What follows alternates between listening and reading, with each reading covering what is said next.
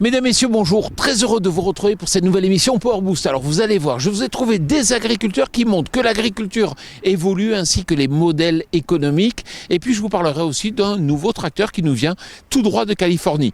Top départ pour cette nouvelle émission Power Boost.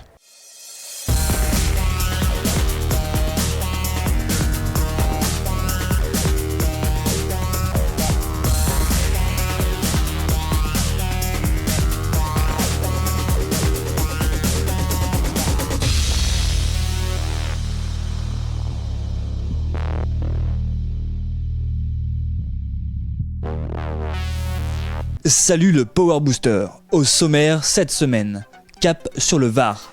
Nous parlerons des problématiques liées aux sangliers que rencontre le maraîcher Pierre Vénel dans la région. Puis, nous vous ferons découvrir la culture de la grenade avec Pascal Carvin, président de la coopérative Coop Sol Fruits. Ensuite, nous vous présenterons Romain Blanchard, un viticulteur qui ne cherche pas à s'agrandir à tout prix. Enfin, nous terminerons par la rubrique La question qui tue. Alors tenez-vous prêts, mais avant tout, les news.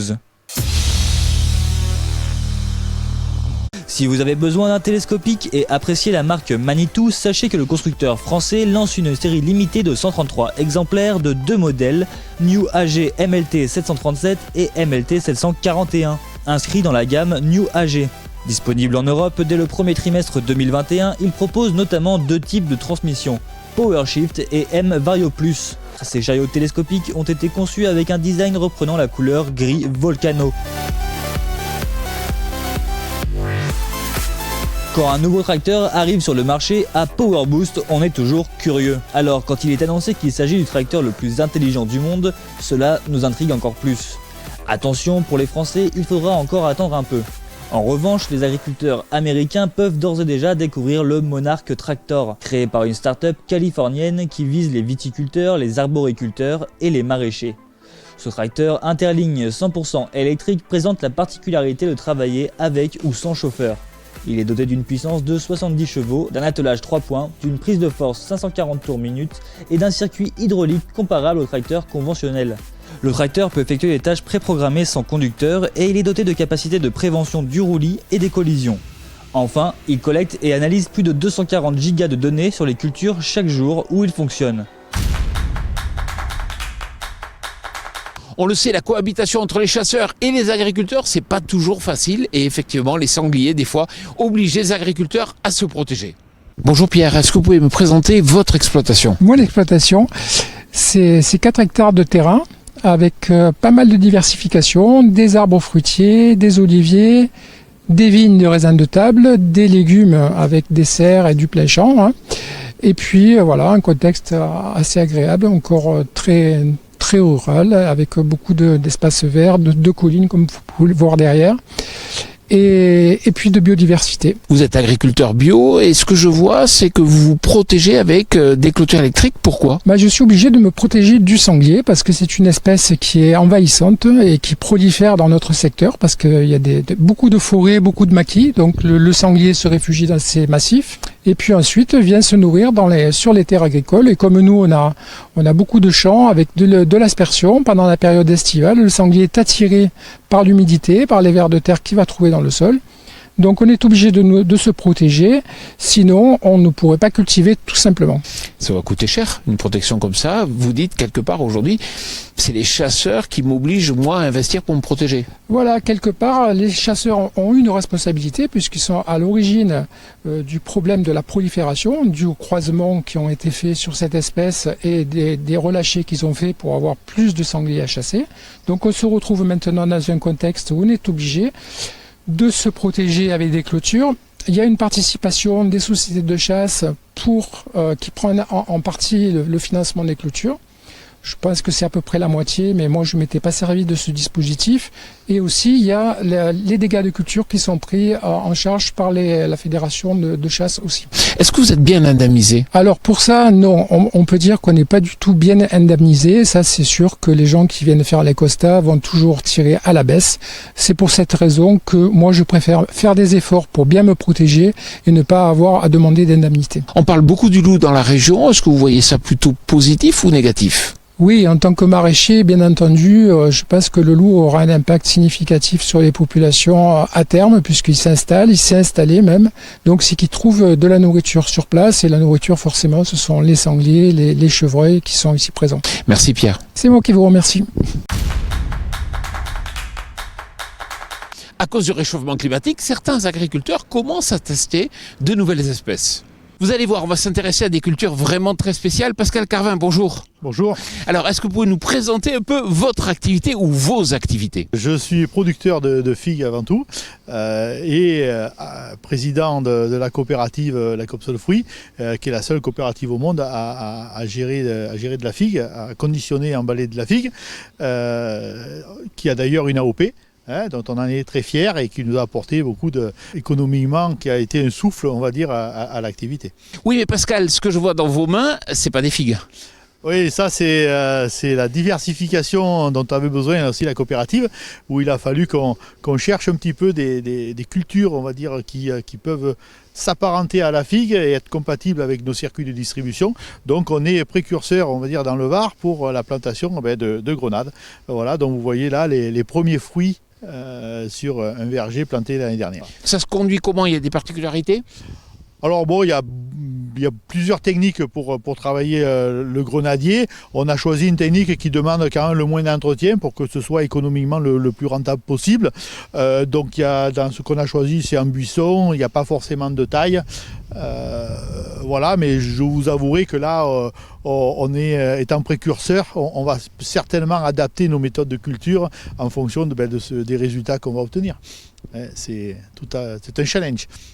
Pascal, c'est vrai que vous êtes à la fois producteur, mais vous êtes aussi président de la coopérative. Alors, les producteurs ont un peu de souplesse au travers des différents contrats de travail. Est-ce qu'il faut améliorer, dans le cadre donc des coopératives, la flexibilité à apporter justement pour la récolte?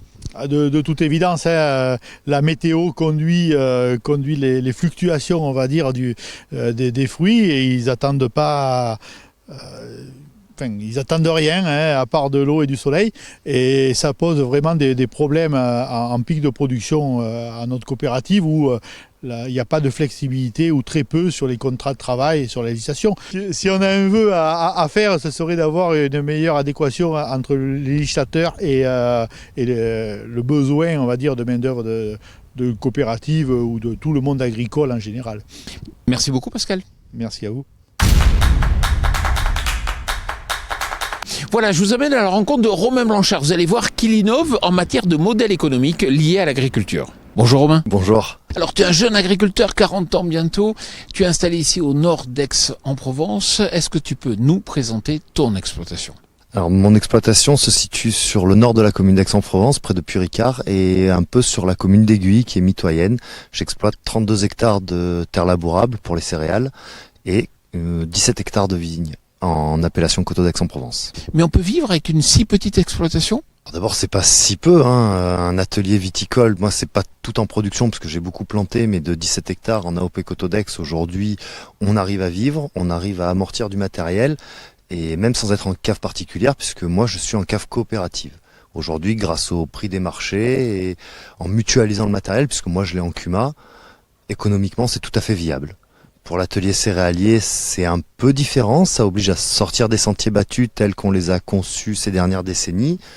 Mais encore une fois, grâce aux outils coopératifs, que ce soit pour le matériel par le biais des CUMA ou par des groupes coopératifs que nous avons dans la région, je ne sais pas si je peux citer le groupe Arteris par exemple, auquel j'appartiens, on peut aller chercher de la valeur ajoutée par le biais de cultures spécialisées, par le biais de transformation pour se rapprocher du public, capter plus de valeur dans le domaine agricole et donc le ramener dans les cours de ferme.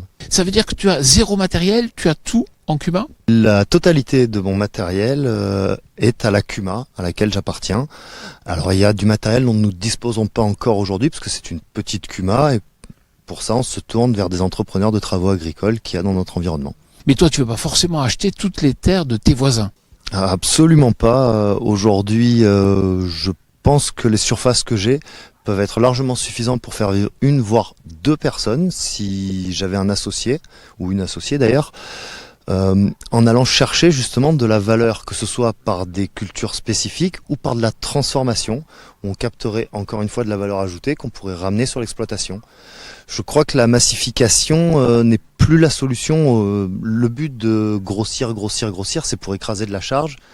Or aujourd'hui, de la matière première à bas coût, on sera jamais compétitif par rapport aux pays de l'Est, on sera jamais compétitif par rapport aux pays d'Amérique du Sud, et on sera peut-être même pas compétitif par rapport à l'Amérique du Nord, qui ont des surfaces qui sont sans commune mesure avec les nôtres. Donc il faut qu'on aille chercher une autre méthode pour amener de la valeur, ce qui est in fine le but d'un chef d'entreprise. Quand on regarde, il y a beaucoup de Parisiens, beaucoup de citadins, ça va pas être facile d'acquérir du foncier ici. C'est difficile parce qu'il y a une grosse pression foncière, sauf erreur de ma part. Le département des Bouches-du-Rhône est le deuxième plus peuplé de France. On a près de 2 millions d'habitants sur un territoire qui est pas immense. Et puis il y a pas mal d'agriculteurs parce qu'on a beaucoup de filières présentes, des cultures à haute valeur ajoutée, donc les terres valent cher, et c'est un peu ce qui a été le début de l'initiation de ma réflexion sur le fait grandir. De toute façon, c'était pas possible, donc il fallait trouver une autre voie. Et comme je viens de le dire, on a la chance d'avoir un gros bassin de population, donc un gros bassin de consommateurs, puisque grosso modo 2 millions de personnes, ça fait 6 millions de repas à servir tous les jours. Donc ça laisse un peu de place à la production agricole. En plus, près d'Aix-en-Provence, il y a un pouvoir d'achat qui est un peu supérieur à la moyenne, donc on peut encore une fois aller chercher de la valeur ajoutée. Et par le biais de la transformation, on est dans cette démarche-là, circuit court, valorisation des productions, pas besoin de grossir pour avoir un revenu stable. Romain, tu es en pleine conversion bio, mais pourtant tu es assez critique sur le bio, tout du moins vu par les citadins. Ouais, alors sur la vision du grand public, parce que je crois qu'il y a un manque d'information aujourd'hui, il y a beaucoup de confusion dans l'esprit du consommateur, dont nombre pensent que bio ça veut dire non traité. C'est pas vrai. L'agriculture biologique, ça veut dire sans produits chimiques de synthèse. J'aime bien prendre l'exemple de l'uranium enrichi qui est bio, puisque c'est enrichi par centrifugation et c'est un truc qu'on trouve à l'état naturel. Je suis pas convaincu que ce soit bon pour la santé. Et puis à titre personnel, parce que mon métier c'est d'entretenir les sols, c'est de nourrir la population, c'est comme ça que je le vois, on a une vraie mission dans l'agriculture. On utilise pas mal de cuivre en agriculture biologique et je m'interroge sur à terme la qualité des sols qu'on va laisser aux générations futures, puisqu'on a coutume de dire qu'on n'hérite pas la terre de nos parents, on est juste le gardien de celle de nos enfants. Et moi étant père de famille, c'est une réflexion qui m'importe. Merci Romain. Avec plaisir Jean-Paul, à bientôt j'espère. Je vous invite à présent à retrouver notre rubrique « La question qui tue ».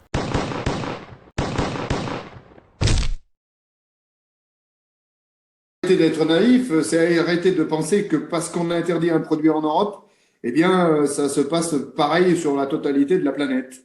L'exemple d'aujourd'hui, c'est par exemple sur les graines de sésame, on a interdit l'oxyde d'éthylène en 2011, et on se rend compte qu'aujourd'hui, on fait rentrer des graines de sésame d'Inde qui sont 5000 fois supérieures en termes de normes au maximum autorisé en Europe d'oxyde d'éthylène dans le produit. Ça veut dire en clair qu'il faudrait peut-être stopper ou ralentir notre boulimie à l'interdiction et à la norme, ou alors augmenter les contrôles. Nous interdisons plus de 1150 molécules chimiques en Europe, nous en contrôlons objectivement que 580. Inutile de se dire que les 600 que nous contrôlons pas, eh bien, peuvent être dans les produits que nous mangeons tous les jours.